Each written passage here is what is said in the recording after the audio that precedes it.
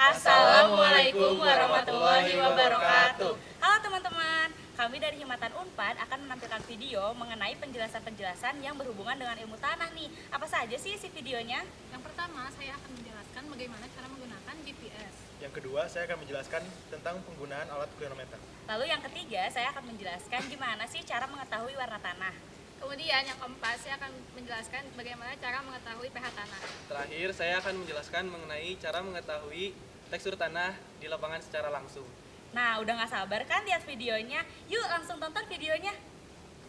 GPS atau Global Positioning System merupakan sistem navigasi yang berbasis pada satelit, yang mana dalam penggunaannya GPS ini memanfaatkan sinyal yang dipancarkan oleh satelit. GPS ini memiliki banyak fungsi, diantaranya adalah mengetahui koordinat tempat, mengetahui ketinggian tempat, serta mengetahui arah mata angin. GPS yang saya gunakan ini merupakan GPS merek Garmin tipe 76 CSX. Untuk cara penggunaannya, GPS ini perlu diaktifkan terlebih dahulu dengan menekan tombol power yang terdapat pada GPS. Tombol power diaktifkan hingga layar nyala. Selanjutnya, setelah layar nyala, nanti akan terdapat satelit yang menunjukkan bahwa sinyalnya ini diterima oleh GPS. Untuk mengetahui koordinat tempat, GPS ini memerlukan 3 sinyal satelit. Sedangkan untuk mengetahui ketinggian tempat, GPS ini membutuhkan 4 sinyal satelit. Setelah sinyal diterima oleh GPS, di bagian sebelah kanan atas akan terdapat koordinat yang menunjukkan lokasi tempat kita berada. Koordinat ini ditunjukkan oleh koordinat geografi yang terdiri atas lintang selatan dan bujur timur.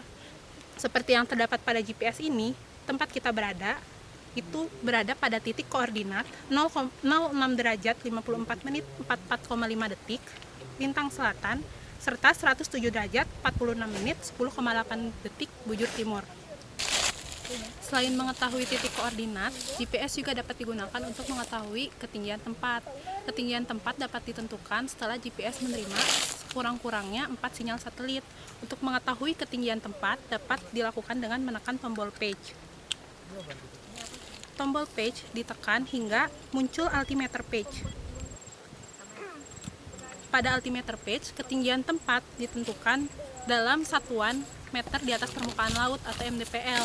Dalam layar GPS ini dapat ditemukan jika ketinggian tempat kita berada saat ini adalah 844 mdpl.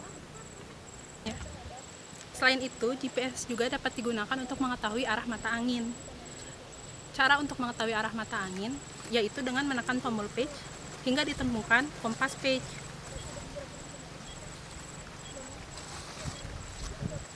Setelah kompas page ditemukan, kompas yang ada pada GPS ini bisa dapat langsung digunakan untuk mengetahui arah utara, selatan, barat, serta timur. Setelah GPS selesai digunakan, GPS perlu dimatikan dengan cara menekan tombol power hingga layar GPS mati.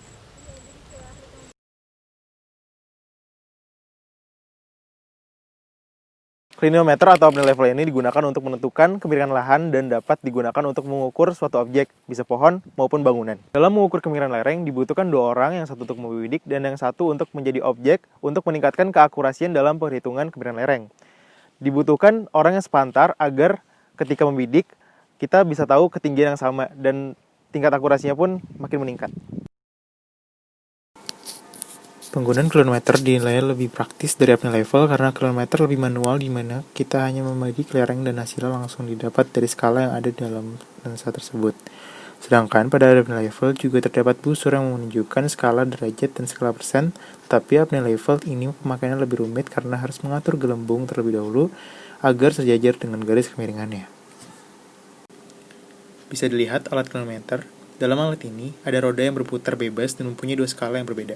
Skala pada sebelah kanan menunjukkan satuan pengukuran sudut vertikal dalam persen, sedangkan sebelah kiri mencantumkan satuan sudut dalam derajat. Sudut di atas bidang horizontal diberi tanda plus, sedangkan sudut di bawah bidang tersebut diberi tanda minus. Satuan sudut vertikal dalam persen menggambarkan perbandingan antara jarak vertikal atau beda tinggi dengan jarak datar dalam persen. Contohnya, kemiringan 24% berarti pembanding antara jarak vertikal dengan jarak datar adalah 0,24. Bisa ditarik kesimpulan, jika jarak datar diketahui 100 m, maka beda tingginya adalah 24 meter. Sebagaimana derajat semakin besar persen kemiringan suatu lereng, maka semakin curam pula lerengnya. Cara menggunakan kilometer adalah dengan dua mata terbuka, satu mata melihat ke lensa, sedangkan mata lainnya melihat ke objek yang dibidik. Otak kita akan menggabungkan skala pada lensa dengan objek yang dibidik. Sebagaimana pengukuran jarak, kemiringan harus diukur pada tinggi yang sama.